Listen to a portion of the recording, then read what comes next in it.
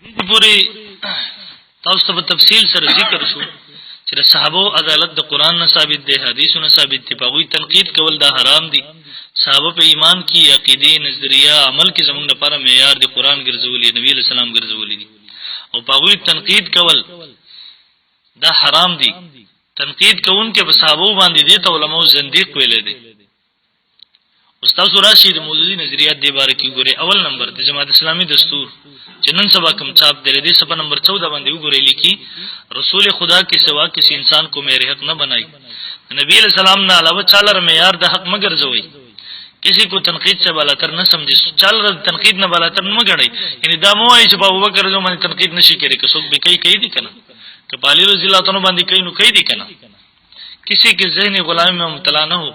اچھا به ذهنی غلامۍ کې مو مبتلا کیږي. که اوس چا په صحابه باندې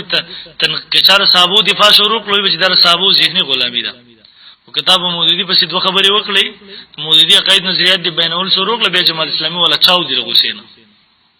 نو لکه کوم په معنی چې جوړ کړی به مولوی باره کې مو منکه تنقید کو آزادي ورکړو به خپکیږي ولې په مولوی باندې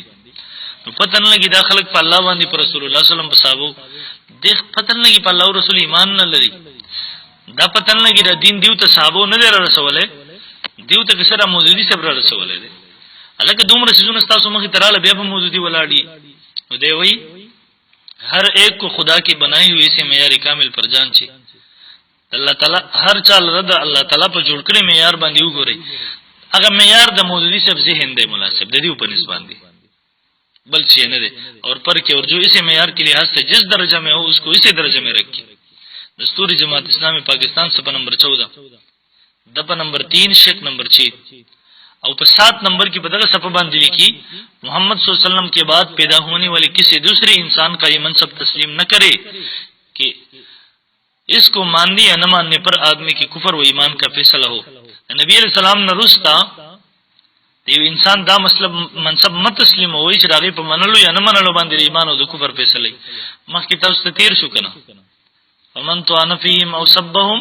فقد خرج من الدين ومرخ من ملة المسلمين. سره د ایمان د اسلام نه خارج دی. حدیث د نبی صلی الله علیه وسلم تاسو ته ذکر شو چې فلا تواکلوهم ولا تشاربوهم ولا تناکحوهم ولا تسلموا علیهم ولا تصلوا معهم ولا تصلوا علیهم ولا تصلوا معهم. خوراک څخه کور سره مکوي، رشتہ داری ور سره مکوي، په جنازه مو درېږي، یو ځای ور سره مونږ مکوي، مجالست کې نه ور سره ما ولا تسلموا علیهم. بل حدیث کې تیر شو سلام هم په ما چوي او به عبارت تیر شو مناسب اذا رايت الرجل ينقص ادم من اصحاب رسول الله صلی الله علیه وسلم فعلم انه زنديق. تاسو وینئ یو سړی د صحابه بارک غلط قلم کوزي، غلط جواب کوزي، په علم یقیني سره پوه شي چې دا سړی زنديق دی. امام احمد بن حنبل رحمه الله قول تیر شو چې د سړي په اسلام کې شک وکړي چې دا خبرې کوي، صحابه خلاف غلط جواب کوزي.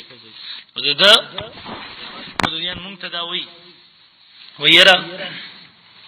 خو مونږ جماعت اسلامی کې یو خدا نظریات ور سره نه مانو ورته پاک لړوندا تب جماعت ستاسو پتر چې دی وقاید نظریات ټیک نه دي او بیا دې یو غلط عقاید نظریات ولا خلق لکه د تجایز کار کې سبا تبر انګريزانو سره ملګری ورته په قاعده کې ملګری نه نو راسي ملګرتیا کوم لکه چې کې جماعت اسلامي والا خمخ کې دی لیکي اهل سنت والجماعت پنځ باندې مشرک امام مولوی سے پنځ باندې په مشرک امام پسې موږ کی مولوی سے اوګه د عبارت کې لیکي باقی رہا ایسے لوگوں کے پیچھے نماز پڑھنے کا مسئلہ باقی پاتې شو په دې خلکو پسې نماز کولو مسئلہ. یعنی په مشرک پسې تو مشکل یہ ہے کہ نماز کا وقت ہے اور مسجد سامنے آئی اور نماز پڑھنے تو کیا تحقیقات کرتے پھروگے کہ امام کا عقیدہ کی ہے مناسب طریقہ ہے کہ نماز پڑھ لو، اگر وہ شرک کی بات کہی تو اسے نہ مانو. منس بدغه مشرک پسې وکا کړه شرک خبره کوي هغه علماء منا استفسارات د کتاب د حصے سوم صبر نمبر 55. یو بل سوال تکیږي، سوال تدا کی وي په جنت کې چې کومه هوري کنه دی وای دا خو بس ربل جن نه راځي، دا خو دا کافرانو مشرکینو دغه نابالغ جنکې اولاد چې دا قهوري دي کنه نوذ بالله. او به چې تاسو پوښتنه کړه د مخې عبارتونو ذکر کوم وای جنت کې به څنګه جنتی سړو د پر هوري یو یا جوړې به ورته اخذي بس کې دی زما عقل دا وای چې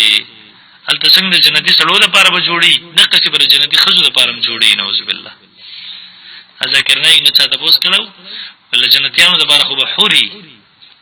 प्रदेश सरनों द पारा बसे और ती उनके लिए हूर होंगे हूर मुज़क्कर है छोड़ दो बता मुझे से वो मेरे तो करे नंबर 11 सवाल मोमिन मर्दों को तो जन्नत में हूरी मिलेगी मगर नेककार औरतों को क्या मिलेगी तो मोमिन सड़ो तो वो जन्नत के हूरी मिलावेगी लेकिन सड़ो खजू तब से मिलावेगी नेकानो जवाब इस्लाम हया का मजहब है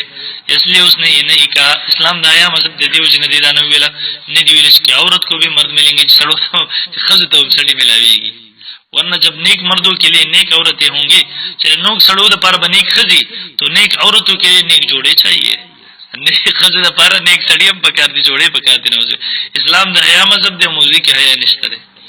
तो नेक औरतों के लिए नेक जोड़े चाहिए मगर कुरान ने हया के पेश नजर इस बात की सराहत नहीं की शरीयत और बाहया आदमी जब इस किस्म की बात कहते हैं तो इशारे किनाए में इसलिए कुरान में उसकी सराहत नहीं की एतराज पर कुरान की बेदा बोले निश्तरे ना हो शरीयत खैर द हया मजहब दे अगर हदीस जिक्र के लिए खुदे रबी हया वचिता पता ना उस पता लगी मौजूदी द खजी द पार बसो सड़ी अलता दा किस्म मतलब दा बेखी कटर जाहिल कारी दा मुर्दारो तो दा किस्म खबरी की इस्तिफसारात ऐसे सोम सब नंबर 71 गुरु दुनिया की दासोक बर्दाश्त के बोले चिरा खदा खजी दी बल खावंदी बर्दाश्त के बोले छी जन्नत की बदा बे बर्दाश्त की पता न लगी दा कम किस्म तालीम दे छी दे खपल तालीम के सबके तवर के दे मुदुदियान होते इस्तिफसारात ऐसे सोम सब नंबर 71 नंबर 12 दे मख के लिखे मुझे सब दे सवाल पर जवाब के लिखे ली मैं यकीन से नहीं कहता अलबत्ता मेरा कियास है कि जन्नत में जो हूरी होंगे वो कुफ्फार के लड़कियां होंगी और पे यकीन सर होने अलबत्ता जमा कियास तो नचोस मुजतहिद नहीं हो कियास ना कई और मंसूसी मसाइल की कई खुबे गुमराह की के ना कि जन्नत में जो हूरी होंगी इस जन्नत के वक्त में हो रही अब काफिरान की ना कई इस्तिफसारात हिस्से सोम सफर नंबर 306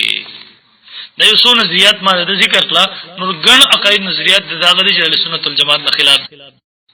खमख की देली की अहले सुन्नत वल जमात पनिस बांधी मुशरिक इमाम मौलवी से पनिस बांधी पर मुशरिक इमाम पसिमुस की मौलवी से उगद इबारत के लिए कि बाकी रहा ऐसे लोगों के पीछे नमाज पढ़ने का मसला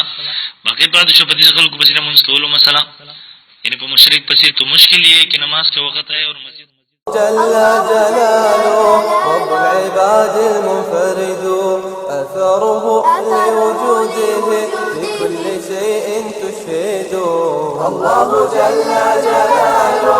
रब्बुल इबादिल मुफरिद